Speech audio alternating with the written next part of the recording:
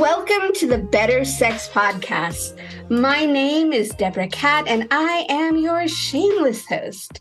This is the Better Sex Podcast, where we have unfiltered conversations about sex and relationships, about the many different possibilities there are for sex and relationships.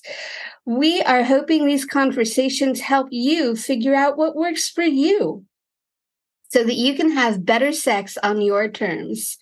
I truly believe that a sexy world creates a happier and a healthier and a safer world. If you want to do your part in creating a sexy world, please hit like, subscribe, and leave a comment. Today, my guest is Shay Sun. As a couples coach for committed intimacy with diverse background in professional coaching for over a decade, Shay envisions a world of greater intimacy.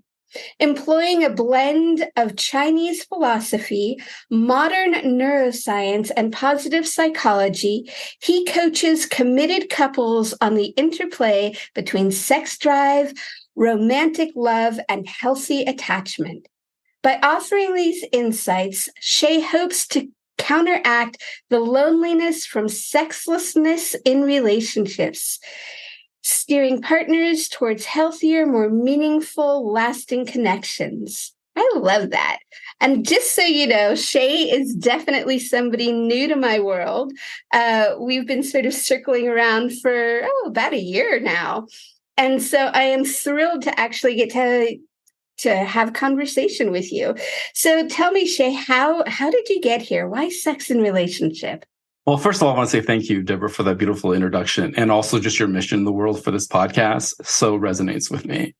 So, well, I mean, obviously, we all are here as human beings because our parents had sex. So in terms of that piece, but I think for a lot of people, they may have gone through a curiosity state about sex and attraction or anything related to that, birds and the bees. And I think for people like me, I was one of those kids who would grab a dictionary and turn to sex related words or the encyclopedia or anything like that. So I think there's just been this natural curiosity I had ever since I was a child that just never left. And I think as I continue to, grow through my teenage years, I would often challenge, what's going on with me, with my fascination with love, sex, relationships, romance, and things like that. And and then of course, as I started having relationships and long-term ones and things like that, I started realizing just how important it was for me. Just in a deep, there are certain people that pair bonding is really important to. And I'm definitely one of those people. And I think because I give off that natural energy, so many, especially women, oh my goodness, the number of conversations, even when I was in seventh grade, I remember girls coming to me and wanting to talk to me about their boyfriends. And then they would say you would make a good therapist, a good psychologist. And so I think that's always been on my mind. But I think as I went through it over two decades of a marriage, and then talking to divorced women, and then just thinking in terms of my own life, sex is super, super important. For me, it's part of survival. I mentioned before, we as a species, human species, need to procreate, but also to thrive. Mm-hmm. I think sex is the glue. And I think sex is not just one part of our brain. I think there's multiple. And I think for me personally, I think there's probably nothing more beautiful. And I use the word beautiful almost like an art form. There's almost anything more beautiful than kind of like the yin and the yang coming together. I love that. So couple things before we jump in. You mentioned the phrase pair bonding. Yeah. And I know what I think I know what you mean by that, but I just want to be really clear and have you just kind of talk a little bit. What does pair bonding mean to you? Yeah. So I think, I have a master's in intercultural studies. So from a multicultural perspective throughout time, typically human beings have pair bonded. And the reason they pair bonded is because of the fact that when you're standing upright, it's really hard to carry like a 20-pound human being for like 4 years and gather food and then also fight off predators. So that's why the woman's like, it's kind of nice to have a guy who has another pair of arms to be able to protect and to provide. So because of that, from an evolutionary perspective, I think there's a place for that. Now, having said that, because that, of course, is more of a monogamous, way of thinking about things, or even serial monogamy, I do also think the fact that when it comes to like, outside of the marriage, sex is also a part of natural what has happened in human history as well. So I acknowledge that. And there's also, we have seen like multiple wives in very few cases, also multiple husbands. But I said, so for me, in terms of pair bonding, there's 3 systems in our brain. Sex drive, which raises testosterone. So when you think about that, that's more like almost like a hunter mindset, right? Like I'm a man, so I'm going after and seeing which females I can kind of spread my seed to, right? So then after that, the other system would be the system of like romantic love, right? And that kind of like hones in on that individual that I really, really am, attracted to, right? And so then once you have that almost like obsessiveness about that one individual, or they become the center of the world, then after that, there's the attachment piece that happens. And so when we're attached to someone, then, I think biology makes it so that way we want to be attached for, at least for the woman, at least probably for 4 years. So that way we can raise that young offspring who can't survive on their own. So I think there's a anthropological reason for pair bonding. And really, I think it's for the survival of the young as human beings, versus like other animal kingdoms where like a giraffe will plop out, give birth to a giraffe, kick it in its ass, and then like it needs to start running away from like the lion. That's not how it works for us as human beings. Right. Well, and it's just so interesting because it's like, modern day, now it's like we've got extended families and we've got blended families. And so, we do have the original pair. And hopefully, although this isn't always true, there's more support from different parts of the family. And even, if you're really lucky, you've got a great co-parent or co-parents to help support that. And I love what you were saying about just the different sort of stages of, there's the sort of more hormonal pairing, there's the romantic pairing, and then, there's more of the universal pairing, if you will. And it makes me think about what Esther Perel was saying about what it is modern relationships, what our expectations are in modern relationships.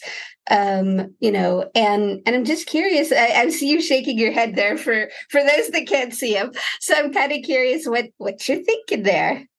Yeah, well, I love Esther Perel. I do. I have, a few of her books. And I think what's really interesting about Esther Perel is the fact that she acknowledges the fact that in order for desire to happen, there needs to be distance. That is probably one of my greatest takeaways from her. And the way that I think about it is when you think in terms of a relationship is made up of actually 3 entities, not just 2.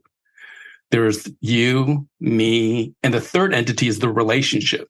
And I believe the fact that when 2 people, if you think about a Venn diagram, if you have 2 dots that are literally laying on top of each other, then there actually is it literally is just one circle, right?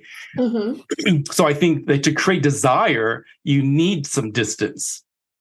And that distance is really about like, I have my own identity, you have your own identity, and I can appreciate you from afar. So I think that's the reason why when it comes to relationships, I absolutely do not agree that you need to know the person through and through. Because it kills mystery. I think a more humble and less ego way of looking at a relationship is, at my very best, I can be with you for 50, 60 years, and there will always be a 20% mystery.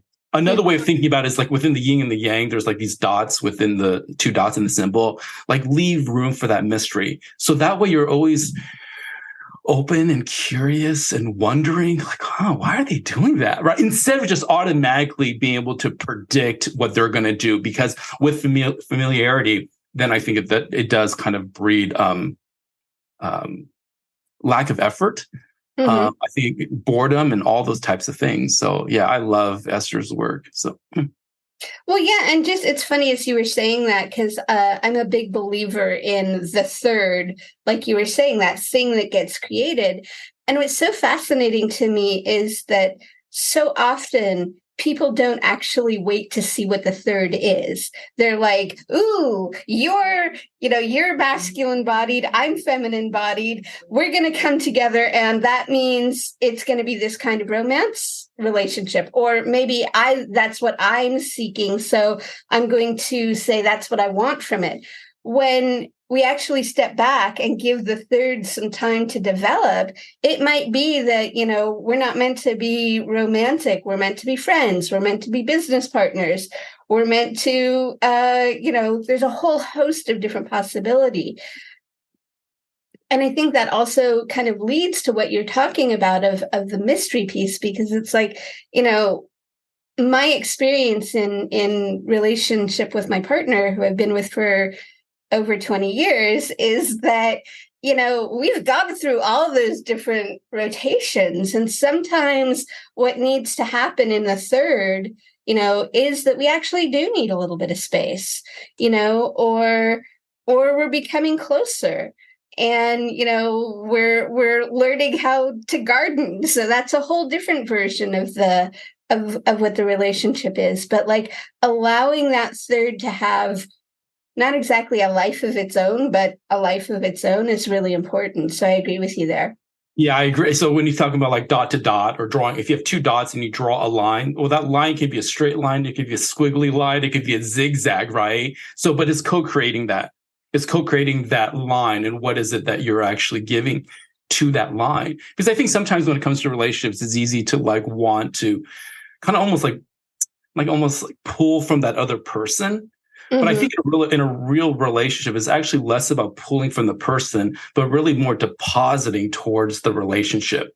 Because it's because then you're both working towards a goal. I firmly believe in like, I think it's Dr. John Gottman's work about shared meaning, right? Like create shared meaning. What is the shared meaning? What are the common rituals or roles or values? Like, what is it that we want?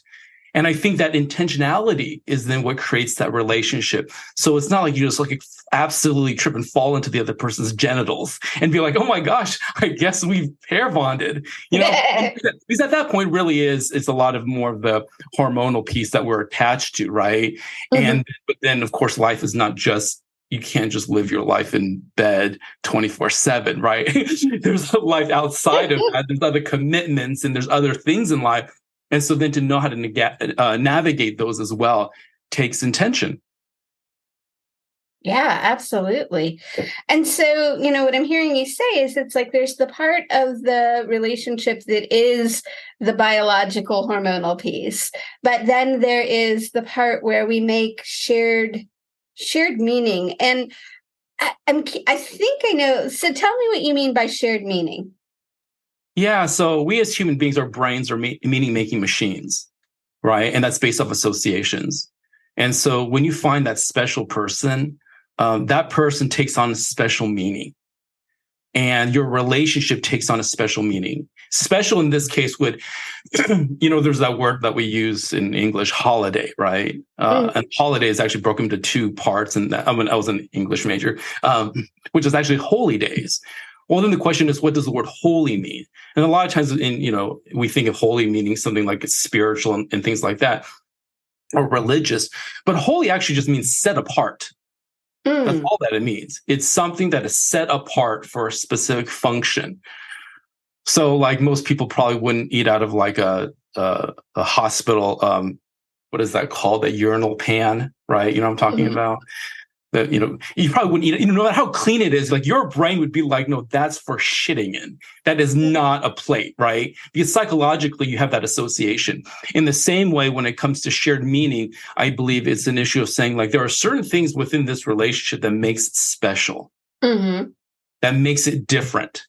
So from from an anthropological perspective, when you're talking about like even things like marriage, well, what is marriage? Well, in the old days, marriage really was about sexual access and who children gets passed on the possessions, right? It's about who's your heir, right? Literally, that's what it was about. It's like, so that way, not everyone is.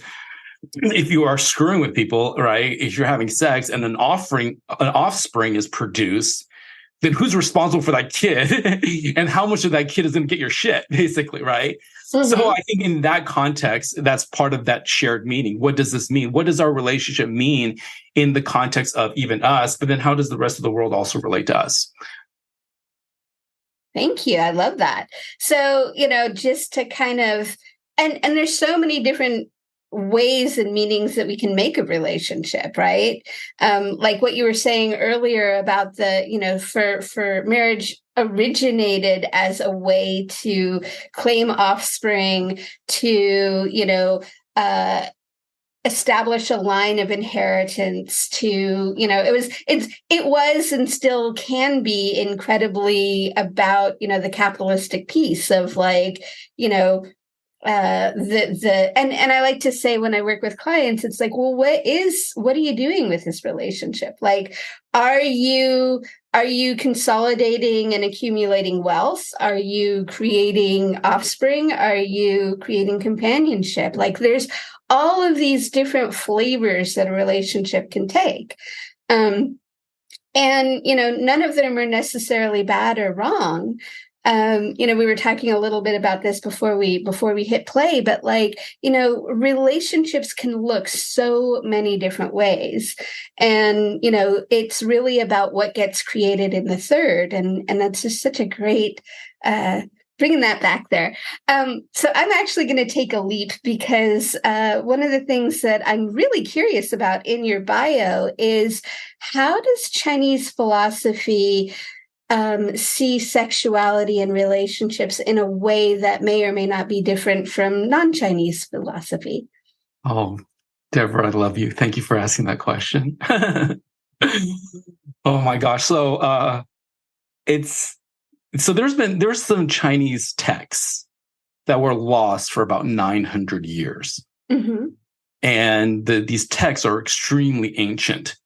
And they were really about the early sexologists. Like some people say the original sexologists are the ancient Chinese. They were the ancient Taoists.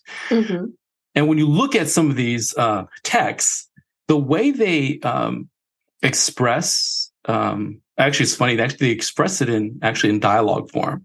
It's like the Yellow Emperor speaking to his three tutors, and his three tutors are the three females that are like the superstars when it comes to the Chinese believe the fact that the women are the holders of sexual wisdom. And so he would ask them questions and then they would respond.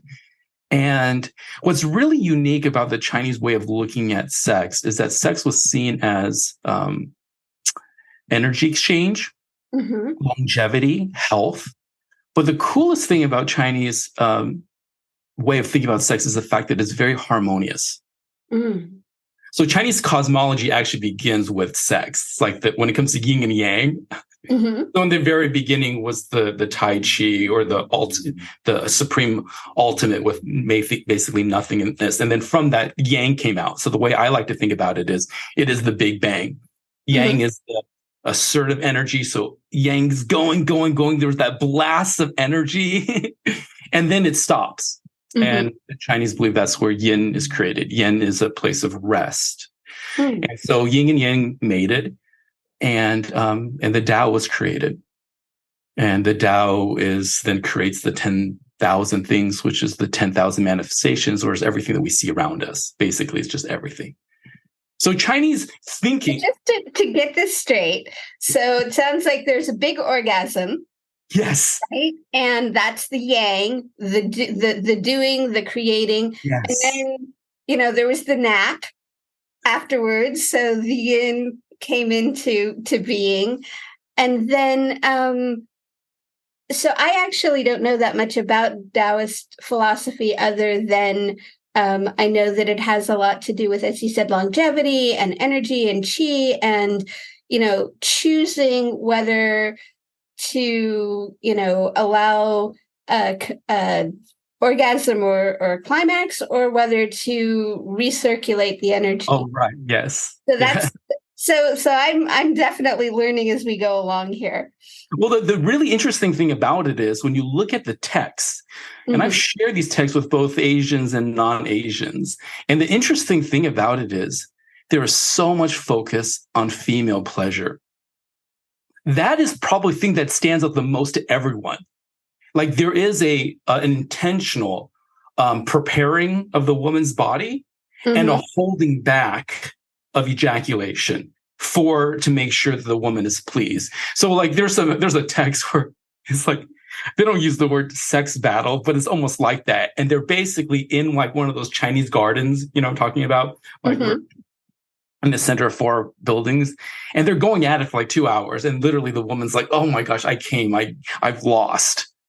And so I think there's a very big difference in terms of the way that maybe mainstream Western world thinks about like sex is erection, sex is ejaculation, sex is that money shot, and sex is very like male oriented. When you look at the Chinese Taoist way of looking at it, it doesn't feel that way. It feels really a lot more balanced, and even so leaning more towards the female.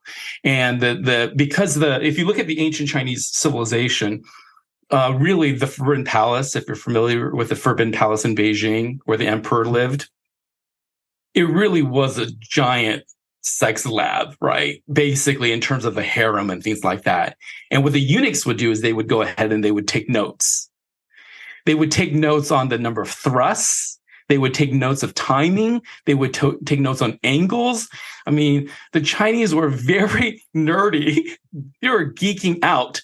But they were doing it because of longevity, also because they wanted to make sure there was an error. So everything was meticulously taken. So when you look at it from that perspective, just like is modern science, we do like observation, we create a hypothesis, we do some experiments. Well, the Chinese did that for the longest time. And so when we now go back to those ancient Chinese texts, I believe the fact that yes, the winner is the relationship, of course, ultimately, but a big ass winner is actually women, because women often are the ones who have told me that their sex lives are often not exactly what they wish, that the man is lacking some techniques. And I think that the Chinese texts offer a lot for us. I think more women would smile if more men would actually read those texts. Well, now I'm super curious, but I'm curious about your practice. So what do you see most, like what's something that's really common that you see in your practice? What do people come to talk to you about? Yeah, so it's interesting because like I remember one of the very first conversations I had, a woman said to me, I really want more orgasms, right? But that's not where the conversation went. The conversation went to communication.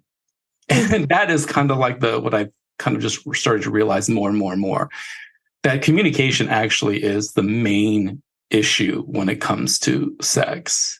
Because let's say the fact that you are super proficient, like 5-star rating on your performance, but yet you can't perform that because it's all intellectual knowledge, because the actual performance in real time with your partner, you're able either not to be able to express that, or they're not open, and like these types of things. So I think when it comes to the sexiest thing that you can do with your partner is nurture that open, honest dialogue where you know your needs, they know their needs, and the fact that you can express that in a way when it gets uncomfortable or messy and feelings get involved. I honestly think that's the key to it all. And so it sounds like basically the thing that people come to you most for is how to communicate about what they want. Yeah. So in terms of a shared vision, right? Like, what is our shared vision? Like, is sex important to us? Right? Is romance important to us? What is important to us? And when I say importance, it really is, again, a spectrum. So I talked a lot about the anthropological piece in terms of pair bonding, right? But what does pair bonding look like?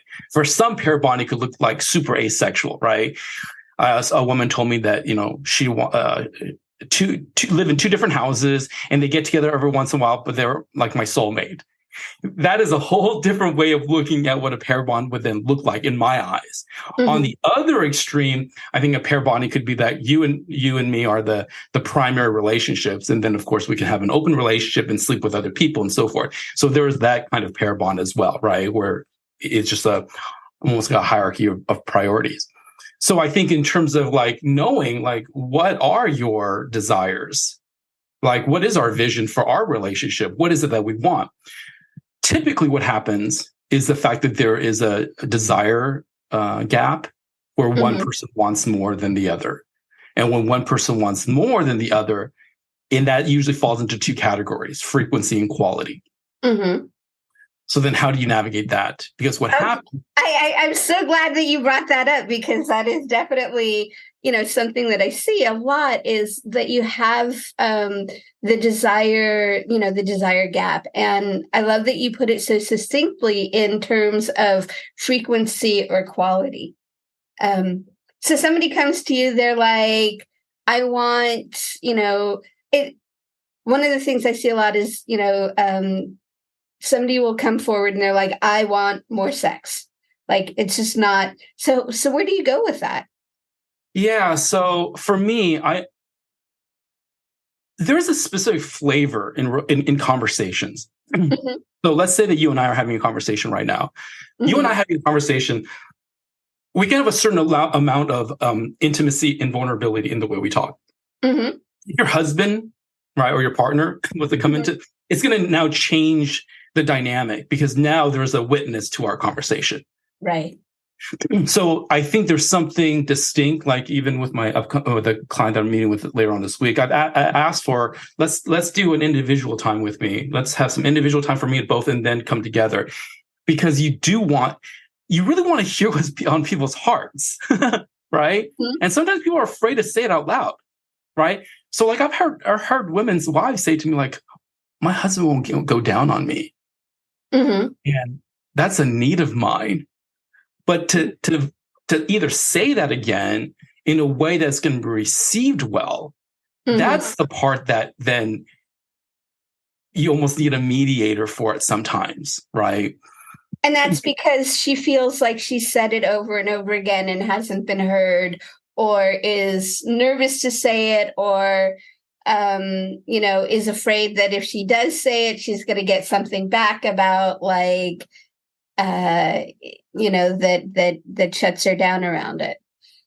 Yeah, I think some of it deals with, I hate saying this, but like male ego, right? Like there's something women want to not, I mean, this is broad strokes, super generalization, but women typically don't want to hurt other people's feelings more so than men, right? And so because of that, I think anytime you say something in relation to about a man's performance, because men are oftentimes more performance oriented, women are afraid the fact that they're going to hurt that, because that fragile ego, then they're not sure how that's going to play out. So because men don't understand, what is her name? Dr. Emily, she wrote the book, Come As You Are. Are you familiar with that book? Yeah, Nagowski, yes. Well, she says the fact that we all have the same sexual organs, just organized differently. So I honestly think that something that all men need to understand is that the tip of the clitoris is the head of the penis. Like if they can just get that drilled into their brain, they'll have a brand new appreciation for the tip of the clit, right? Because then that's like a men they like their diagrams, they like their analysis, but men need to know that. That way they can understand that in terms of like the sensitivity of penetration and what is actually doing in women, the number of them that can have orgasms, both internally, vaginally, or also, clitorally. Like all of those things are things that men ought to know. And I think that yes, the women can encourage that conversation, but how do they do it when they maybe or have already been like having sex for the longest time? And then to be able to say, by the way, I know that we've been together for 3 years or 2 years, but like, let me teach you how to hit a home run because all I've been doing is getting to first base. Right. Well, and I think that's a really, that is a very typical conversation of like, the first 18 months, it was on and it was awesome. And, what may or may not have been an orgasm was just fine because the reason that we're having sex in those first 18 months is as much to establish that bond and that connection as it is for the pleasure, right? At least that's my understanding. But then to be able to have that nuanced conversation of like, and I'd like it a little bit different than in the beginning. But the truth of the matter is it's at least from my experience is like, we can do the same thing for months, and then all of a sudden I need something completely different. Like that's just what my body needs. And I think it's, I've definitely heard from other women, other, female bodied folk that like, that's typical where it's like, for whatever reason, something changes, whether it's hormonal, whether it's, mind or whatever. And I don't see that so much with male bodies. Like, it just seems like, although, is that actually accurate? That may actually not be accurate. You're shaking your head. That's not accurate. They want variety too. Yeah, they do want variety too. But I think if we step back from the sexual, I actually think it's actually more of our brains and specifically our prefrontal cortex and needing stimulation. Mm-hmm. So when we fall into boredom, mm-hmm. our brain hates to be bored.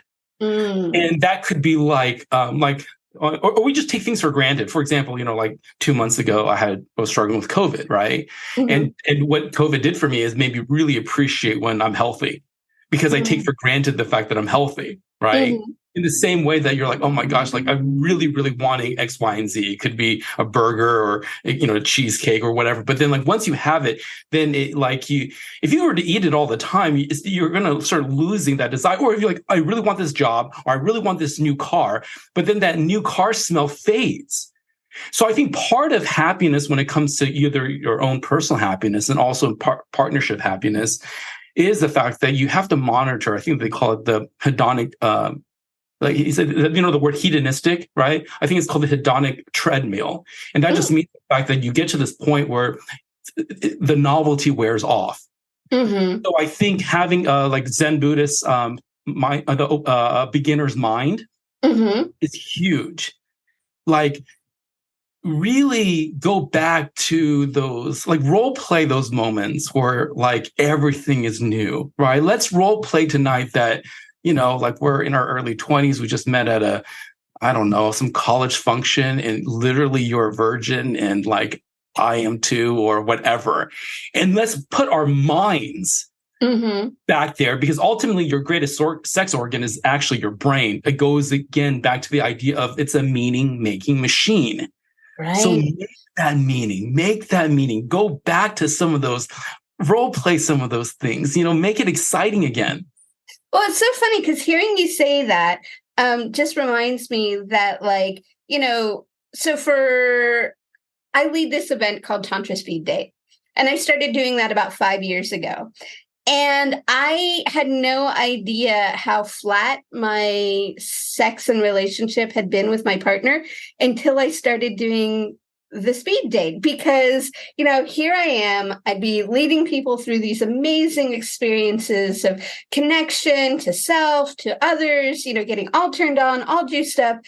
And then I would come home and I would put that attention on him. And the thing is that when I was turned on and when I was like really in my body, and then I put that attention on him, like he responded. And it was kind of like, I always say that it saved my relationship because it's like, it really brought the juice back.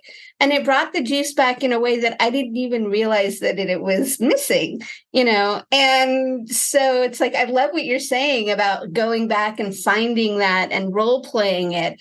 and, really just allowing for the truth of, sometimes we need some variety. Sometimes we need some support to bring that excitement back. And also just to realize that, we have these waves, we have these valleys, and that, coming back to our partners, coming back to the third, it's like, what does it want? What does it need? And that's right. I think part of, yeah, go ahead. No, I think part of that is great to understanding the fact that we as human beings are constantly changing and evolving. So a great metaphor would be this. A caterpillar is having sex with a caterpillar, right? It's committed to this caterpillar. Well, if the caterpillar suddenly wakes up one day and they're like, why am I with the butterfly? What happened? Then the fact that there's some negotiation that needs to happen. The butterfly's going to be like saying like, you know what? I just went through this amazing change. I really want to continue this with you. And I'm willing to be patient as you go through the chrysalis stage. Mm-hmm. So I think part of it is the fact that so in Chinese philosophy, like the I Ching, if you're familiar with the I Ching, the Book of Changes, even Taoism in general, understands that there are 4 seasons, understands that change is constant. So you're always renewing yourself and the relationship, which means that as you go through different stages of your life, both physiologically, your body's changing, mm-hmm. things in the world are changing. You got to update the firmware. You got to continue letting the other person know what are your core values. And if there is a reorganization of those core values, you need to keep them updated. Because mm-hmm. let's say the fact that sex is like number 1. But over time, maybe sex is number 2, or maybe it's number 3, but you don't let your partner know that. Well, guess what? Your partner's going to feel that. They're going to feel, and they may interpret the pulling away as them not being desirable or them not being a priority. Mm-hmm. But this goes back to what I was saying before about communication. Communication is not just being like, just saying what I need to say so that way, we can resolve some conflict. But it really is like, hey, this is who I am. You're constantly getting to know the other person because that other person is constantly becoming someone slightly different than before. Mm-hmm. I have an odd question. I'm not exactly sure how to frame it. Okay. But, in a typically, so if I were coming to a marriage from a Chinese philosophy, how might it be different from an American philosophy? Does that make sense? Are you talking about sex-wise or talking about the whole relationship-wise? Because what are you thinking? Well, you said something and it just made me realize that I'm not exactly sure I know what the different philosophy would be towards union, towards marriage from the Chinese philosophy versus from an American philosophy. Yeah, so I can do some broad strokes for you. Yeah, please. Super broad strokes would be the fact when I say Chinese philosophy, when I'm mentioning these, a lot of these do come from like ancient China, right? Things have changed over time. If you're talking about like mainland communist China today, there's going to be some different flavors. But if you're talking in terms of like continuous thread across Chinese culture, mm-hmm. I would say the fact that it does become more traditional values, right? Mm-hmm. And when I say traditional values, I'm really talking about traditional roles. Okay. So traditional roles is like the man has like protector provider role and the female has more of a nurturing role. But part of that, I think, is because it's a collectivist mindset, right? Mm-hmm. And then also because the fact that if you look from a Confucius way of thinking, it's not about this individualistic idea of happiness. It's really about communal happiness. It's knowing the fact that like your happiness within the relationship with outside your relationship has a direct impact on your own personal happiness within yourself and within your family. So there is that group orientation mentality. So that's the reason why like having harmonious relationships is so important. Having said that, when those harmonious relationships become fonding or folding, or where you're not actually being authentic with your needs and wants, that's where a Western perspective is a lot more helpful. because the Western perspective can then bring out some of that authenticity that we need. So that's why for me, it's really about the best of both worlds. I'm bicultural. I'm ethnically Chinese, but I was raised in the States since I was 2 years old, right? So I've been here for 47 or 6 years. So for me, it's really about pulling what is the essence. What is the essence of it? And for the essence of it, this is what I would say, and this is what I say to my clients as well. What Chinese philosophy offers us is there is something to be said about clear roles. Mm-hmm. The yang is the leader. The yin is the follower. But it does not mean the fact that you're always leading and always following, because, there's a place where like one person might be better in an area. Now, having said that, because I know the fact that it's easy to get super PC, right? Super like everyone is different and things like that. But again, at broad strokes, I laugh because I've heard this so many times from women, especially strong women that are super strong, that are empowered, that are badass, that have their shit together in the world. Those women tell me that they're tired of being amazing, that they're tired of having to have to clean up everything that's on their plate. And so because of that, they at least want that in their intimate relationship, especially in the bedroom, where they don't have to be that. They're yang so much of the time that they want to actually lean into the yin. And that is the reason why I think 50 Shades of Grey did so well. Because so many strong women wanted someone else to make some decisions in the bedroom. And when I talk to so many divorced women who tell me about what is it they want now, 80-90% of them would all say the fact that when it comes to the bedroom, I want a man who will take charge, nobody wants, and be gentle and kind and make it mind-blowing. Because I think that idea of that assertive leader is what a lot of women are missing in their lives. They don't want to have to take care of everything. They want a man to take charge sometimes. They want some of that traditional male role sometimes, not in every area, and not, of course, in the toxic way. But man, that turns the shit on. Women get so turned on in all areas of their life when they feel like they can trust a man. I would agree with you up until, well, actually, I'd agree with you over, pretty much over that. But what I would say is that, like, for me anyway, highly masculine men are awesome in the bedroom, but man, they get tedious outside. And what I'm thinking of specifically is like, back in the day before GPS, there was the joke about the man who isn't going to ask for directions. And I've been the person who sat in the car while we drove around and around in circles because we weren't going to ask for directions.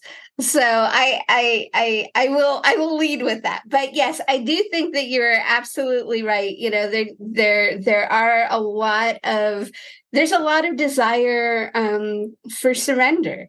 And I think that when I say surrender, I'm meaning something that it's like, yes, we're surrendering to our partners, but we're always surrendering to something bigger. And I think that's the place where sex gets amazing, is it's like when, and it's, not that it always has to be a holiday or something that is beyond the norm, but that's awfully nice when it is that.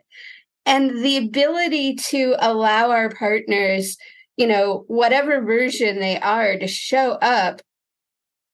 And, sometimes sex doesn't look like penetration. Sometimes sex just looks like, I'm going to hold you. I'm going to cuddle with you. I'm going to, penetrate, but like we're going to have penetration, but we're not going to move. We're going to have, we're going to turn all the lights on. We're going to turn all the lights off. Like there's so many different ways to have sex. And I know that you're shaking your head, which is awesome. But also I wanted to kind of bring in the idea that what we were talking about of how important sex is not just for the couple, but beyond. And I know that's something that you're super passionate about. So I want to make sure that you get a chance to talk a little bit about, like, you know, climate change, sex for humanity. Thank you. Yeah, I've been looking at relationships, dating relationships, sexless marriages. When you look at countries, I think in terms of what's been going on since COVID, I had this maybe naive or over optimistic idea that when we went into quarantine, that a lot of people would be having sex and we would have all these COVID babies that came out of that time period. And instead, you found the fact that there was a lot of people that the therapists, the couples therapists, were actually having a difficult time because they couldn't see everybody. I think people got on each other's nerves, and all the shit that they got buried underneath the carpet or rug has now come to the surface. So when I started getting really curious about that, I started doing some investigation. And of course, typically we think about like aging population or not having children, you think about like Japan. Japan's a great example, right? They have a huge aging population, and you find the fact that a lot of couples aren't even having sex. I don't remember if it's like 58 or 68%. I don't know. The number is like quite large. And even like in UK is pretty bad too. But I'm finding that Korea, China, there's so many places right now where people are just either delaying marriage or they're just not even having kids because they can't afford it because of the economics. So I believe that as a civilization, as a human species, we need to really evaluate what is it that we want. And I believe that the micro shows something about the macro. So if you want there to be harmony across the globe and our planet, then looking at the glue, the most basic kind of like let's look at the little Lego that makes up the bigger Lego design. I think it does come back to how do we as human beings survive? Well, that comes to babies. And where do babies come from? They come from intimacy. Where does intimacy comes from? It comes from people that are committed to each other and raising those kids. So then what stops that? Well, currently, student loans stop that. Currently, what stops that is inflation stops that. Currently, the fact that that men don't want to deal with dating sometimes, right? And because there is like a lot of confusion about like, is this going to come across as like sexual harassment if I tell a girl that she's beautiful? So I think there's so many societal issues that has contributed to a certain climate that we're having in our world. So from that dating realm, but then also to go inside the relationship, I think we need to reassess the importance of sexual interaction, sexual activity, and also what you said about redefining what is sex. So that sex is not just penetration. I think that sex as penetration or sex as male ejaculation actually needs to. We need to rehaul of that. We need to do like an extreme makeover or like a mental remodeling of the mind around that, because I think that honestly, I think there would be more women with smiles, like I said, if they had oral sex every morning. I honestly believe that. I think if more men got blowjobs, I think women would probably not have as many arguments either. I think that there are some it's like the butterfly effect, right? Like if the butterfly just had a blowjob or like had oral, you're on mute right now. I just have to pause you for just a second because I love that whether it's a masculine or a feminine blowjob, butterfly effect. But I think you're right. I mean, there is that. One of the things I really see with my couples is how much resentment plays in the shutdown of sex. It's like, and it's fascinating. I mean, I'm certainly, I've done this myself where it's like, I'm mad about something that has absolutely nothing to do with the the dishes. Like, it's so interesting, but it is like, it literally is that kind of thing where it's like it can be, feeling like I'm taking on too much of the role of, housekeeper, or feeling like, I haven't had enough of my own time, or whatever it is.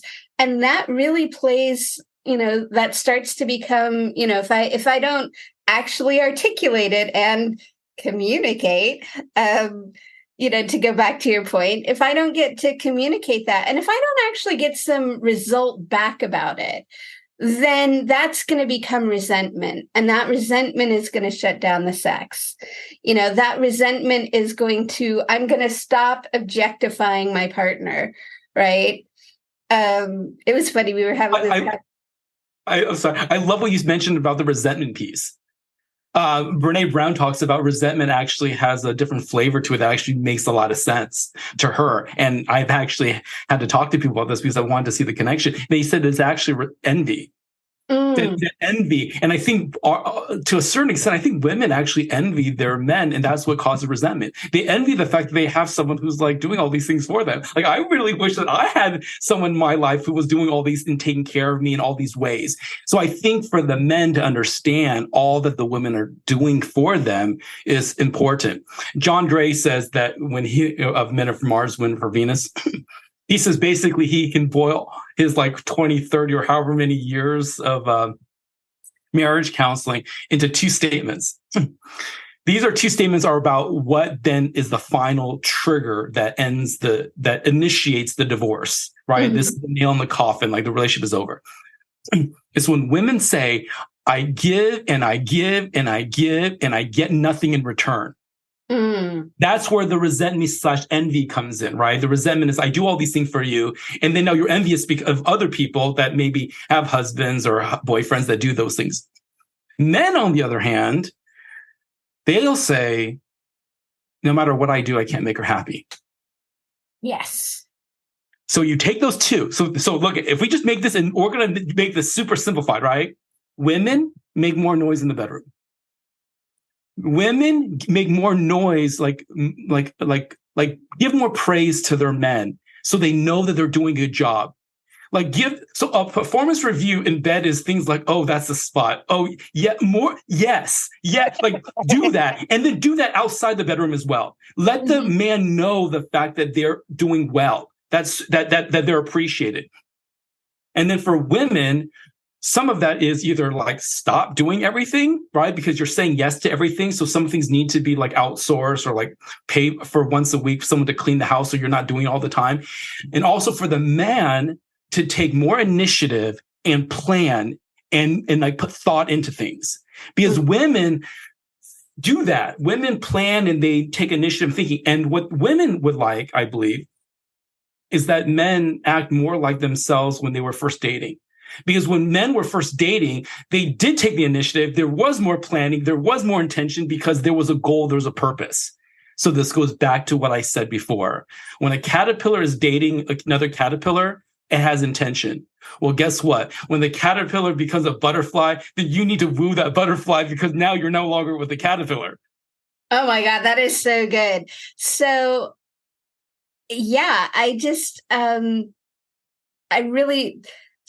to make sure that everybody gets this, right? So for men, you want to continue to woo your caterpillar, right? And I love what you just said about making sure that the initiative comes out, because that's so true. That's so true. Yeah. So I'm curious, what are you up to these days? What are you passionate about? Oh, that's such a great question. In my own personal business, I'm really passionate about getting my voice out there. So couples because I think there's a lot of need out there, right? As long as there are pair bonding that's going on, I should always have a job, right? It's like teaching or childcare or parenting, right? There are certain things that are just going to be. So for me, my passion really is to get this message out that that it's okay to not know how to communicate. It's okay. It's normal to go through these times where you're gonna want to have a third party come in and help out with this communication piece. That's super important. So sometimes I think maybe it's an issue of ego in the relationship. Sometimes it could just be an embarrassment. But I really hope the fact that over time that people become less and less embarrassed in seeking help for that. So on that so the internal piece, I'm excited about that. But I am going to be speaking within like a month and a half from now with a larger organization. And I think it's going to be a broadcast. I think they were at 40 countries. They might be at 80. They're projecting maybe 120 countries. And for that group, really for me, it's because the target is 18 to 22-year-olds. So for me, my passion regarding that is for them to really see what is your vision for a relationship? Like, what do you really want from that? Right. Going back to all the things I just mentioned in terms of like sex drive, romantic love and feelings of attachment. But then if you were to backwards plan that, right, let's reverse engineer that. When you reverse engineer that, what you really come down to is pre-dating. And what is pre-dating? I believe pre-dating is having that relationship with yourself. And when I say relationship with yourself, because that sometimes can get really like abstract because now people use that term a lot more. I'm going to break it down even more specific and more nuanced. Your relationship with yourself goes back to conversation. And it goes back to what is the conversation you are having with yourself? And I believe even within there's a nuance. And the nuance is this: have a blend of affirmations. Oftentimes, affirmations are an I statement. Remember, I'm an English teacher, right? Ought to be a hybrid of I statements and you statements.